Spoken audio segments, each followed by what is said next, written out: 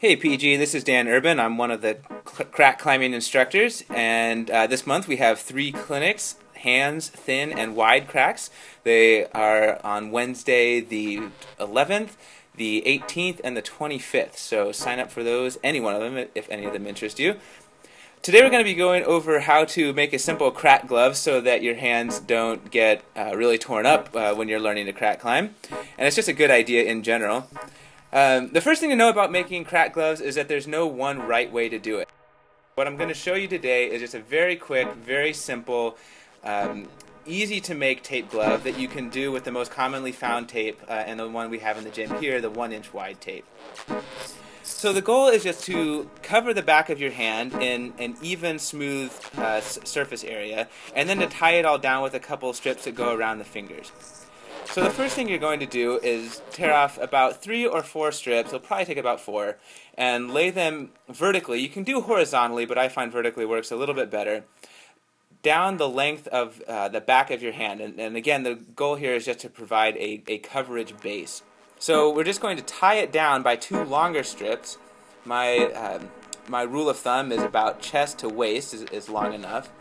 And you're going to start at the base of the wrist. Try to pat it smooth. Go in between the crook of your index and middle fingers and come back around, again trying to pat it smooth. It will crinkle around the finger, but that's the only place it should crinkle. Otherwise you want it flat.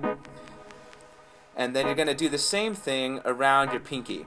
At a minimum, you need to wrap your index and your pinky because that covers the outside edges of that surface that we made earlier.